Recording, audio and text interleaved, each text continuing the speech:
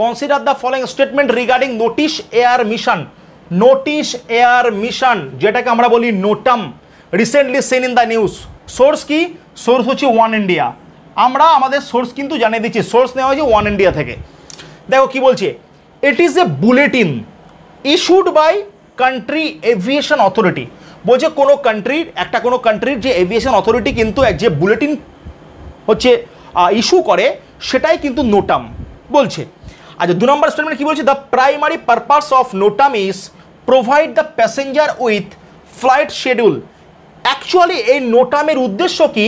নোটামের উদ্দেশ্য হচ্ছে NOTAM প্যাসেঞ্জারদেরকে provide করছে ফ্লাইট শিডিউল, কোন সময় ফ্লাইট ছাড়বে কি বৃত্তান্ত, এটা কিন্তু নোটাম হচ্ছে শেয়ার করছে কাদের? প্যাসেঞ্জারদের। এবার বলছে কোন কোন স্টেটমেন্ট কারেক্ট, ঠিক আছে। এবার দেখো অপশান এ 1 অনলি, 2 অনলি, আর হচ্ছে 1 and 2, আর নাইদার 1 নট 2। উত্তর কী হবে? উত্তর কিন্তু অপশান এ, মানে সেকেন্ড স্টেটমেন্ট কিন্তু হবে না। চলো আমরা দেখে নেব। দেখো এই হচ্ছে নোটাম সম্পর্কে কিন্তু তথ্য, মন দিয়ে দেখে নাও কি বলছে। দেখো option A is the correct. India's recently issued NOTAM. India কিন্তু নোটাম ইস্যু করেছে, যেটা কি বলছে, close it's air space for Pakistan registered operated অথবা লিস্ট, দেখো লেখা আছে aircraft, airlines and military flights.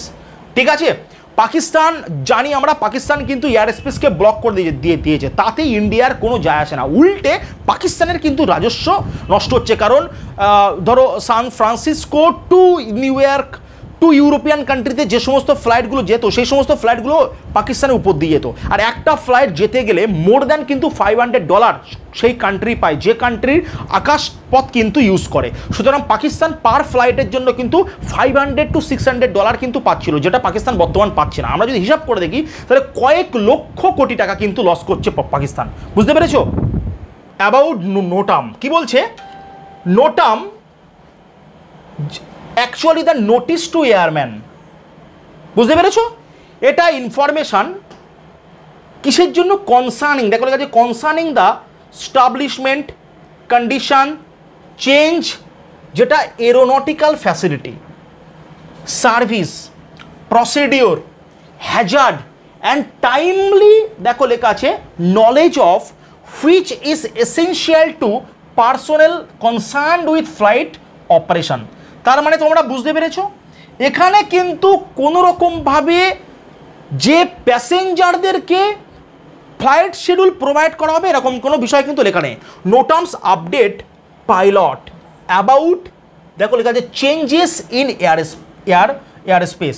যখন নোটাম সবসময়ের জন্য পাইলটদেরকে হচ্ছে নোটিফাই করছে বা আপডেট দেয় কখন এয়ারপেস চেঞ্জ করা হচ্ছে কিনা, এয়ারপোর্ট চেঞ্জ করা হচ্ছে না। মনে করো ত্রিবন্তপুরমে খুব প্রচণ্ড পরিমাণে ঝড় বৃষ্টি, তাহলে সেই এয়ারপেসটাকে চেঞ্জ করে ব্যাঙ্গালোরে বা কেম্পেগোয়েডায় মনে করো ফ্লাইট তোমার হচ্ছে নামাতে হবে, এই রকম এয়ারপোর্ট চেঞ্জ হচ্ছে কিনা। Equipment that affect aircraft operations, ঠিক আছে। Actually it is a bulletin issued by country's aviation authority. তার মানে আমরা কি দেখলাম বাবু বলো? আমরা দেখলাম অপশান এ, মানে অপশান 1 ইজ কিন্তু কারেক্ট, বুঝেছো? এবার দেখো কি বলছে, নোটাম ইস্যু করছে কি বলছে, national authorities for number of reason such as flight by important people such as head of state. Number 1 closed runways, দেখো লেখা আছে ট্যাক্সিওয়েজ ইটিসি। আচ্ছা দেখো লেখা আছে, আচ্ছা নেক্সট কি বলছে, নেক্সট বলছে কোনো, দেখো আনসার্ভিসেবল কোনো রেডিও বা নেভিগেশন এড কে কিন্তু নির্ধারণ করছে। আবার কি বলছে, মিলিটারি কিন্তু এক্সারসাইজ উইথ, দেখো লেখা আছে resulting the air space military, ঠিক আছে। আচ্ছা exercise with resulting the air space restrictions হলো। এবার দেখো কি বলছে, এবার বলছে টেম্পোরারি, দেখো ইরেকশন অফ অবস্ট্রাকেল নিয়ার এয়ারফিল্ডস, যেটাকে আমরা বলছি কিন্তু ক্রেনস। আচ্ছা নোটাম কি অ্যাকচুয়ালি, নোটামস হচ্ছে encoded although the code usually, দেখো লেখা আছে sufficiently self evidence allow user identify a hazards. NOTAM কি বলছে, communicated by issuing agency using the fastest, দেখো available means to all addresses for whom information is, দেখো লেখা আছে অ্যাসেসড অ্যাজ বিং, দেখো direct operational significance and who would not otherwise have list 7 days prior notification. এরপর কি বলছে দেখো, NOTAM কিন্তু অনলাইন প্ল্যাটফর্ম, আচ্ছা ইলেকট্রনিক ফ্লাইট, আচ্ছা প্ল্যানিং টুল এবং এভিয়েশন ওয়েদার সার্ভিস কিন্তু প্রোভাইড করছে। এরপর কি বলছে, পাইলটদেরকে কিন্তু কনসার্ন করছে, আপ টু ডেট ইনফরমেশান পাইলটদেরকে টাইম টু টাইম প্রোভাইড করছে এবং মেক, দেখো লেখা আছে informed decision regarding their flight activities, একদম এটাও কিন্তু নোটাম হচ্ছে প্রোভাইড করছে।